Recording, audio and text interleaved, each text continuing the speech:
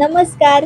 तिखट पाहुणचार रेसिपीज मध्ये आजपासून आपण आषाढी एकादशी स्पेशल उपवासासाठी काही रेसिपीज बघणार आहोत. त्यामध्ये आज आपण 1 वाटी भगरीचा वापर करून मस्त खमंग, रुचकर आणि जाळीदार असा पदार्थ तयार करतोय. तर इथे मी एका बाउल मध्ये 1 वाटी भगर घेतली. सारख्याच वाटीने पाव वाटी इतका साबुदाणा घेतला. तर 1 वाटी भगरसाठी ना पाव वाटी म्हणजे छोटे 4 चमचे इतका साबुदाणा घ्यायचा आणि साबुदाणाप्रमाणेच पाव वाटी शेंगदाणे घेतले. तर इथे कच्चे शेंगदाणे वापरले. 1 वाटी भगर, पाव वाटी साबुदाणा आणि पाव वाटी शेंगदाणे. तर हे सर्व अगोदर ना पाणी घालून व्यवस्थित स्वच्छ असं धुवून घ्यायचं, म्हणजे याला लागलेली जी काही धूळ असते ती पाण्यासोबत निघून जाते. तर बघा इथे मी ना एकच पाण्याने हे व्यवस्थित असं धुवून घेतलं. त्यानंतर पाणी काढून यामध्ये बरोबर 1 ग्लास इतकं पाणी घातलं. तर पाणी याकरिता जास्त घालायचं की आपल्याला हे भिजवून घ्यायचं आहे आणि भिजत ठेवायचं आहे फक्त अर्धा तास. जास्तीत जास्त तुम्ही हे 1 तासासाठी भिजत ठेवू शकता. तर 1 तासानंतर किंवा मी इथे फक्त अर्धा तासच भिजवून घेतलं.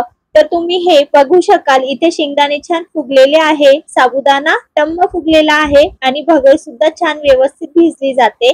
जास्त वेळही लागत नाही हे भिजण्यासाठी.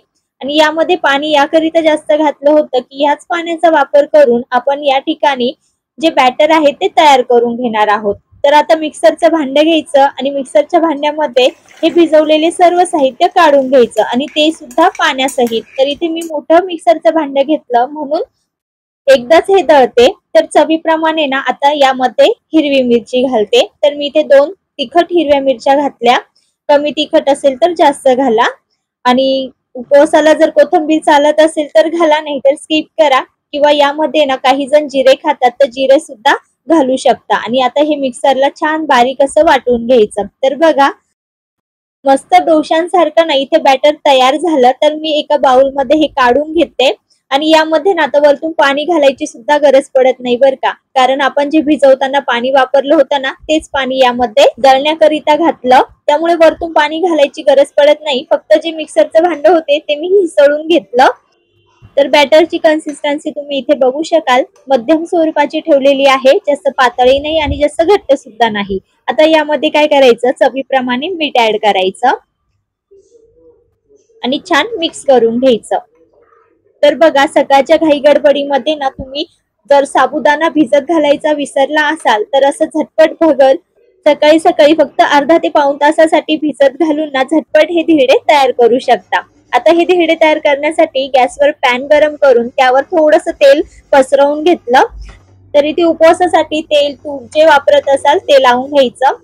तवा छान मध्यम आचेवर ना गरम करून घ्यायचा आणि त्यावर हे तयार बॅटर ना सुरुवातीला बघा छान असं चमच्याने मिक्स करून घ्यायचं, कारण बॅटर हे तळाला जाऊन बसतं. त्यामुळे मिक्स करून घ्यायचं आणि पळीने बघा असं सोडायचं. तर हे गोलाकार छान पसरवून घ्यायचं.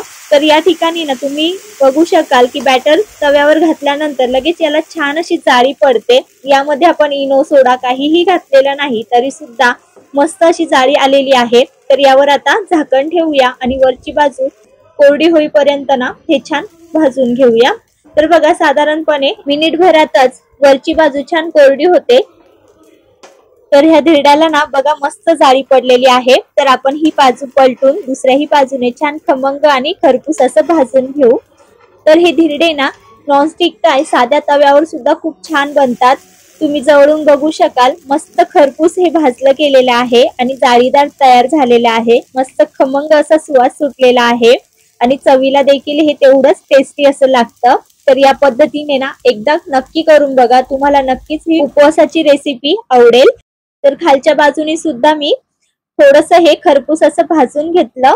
तर मस्त असं हे आपलं धिरडं तयार झालेलं आहे. तर आता हे आपण बाहेर काढून घेऊया आणि ह्याच पद्धतीने राहिलेल्या मिश्रणाचे धिरडे तयार करून घेऊया.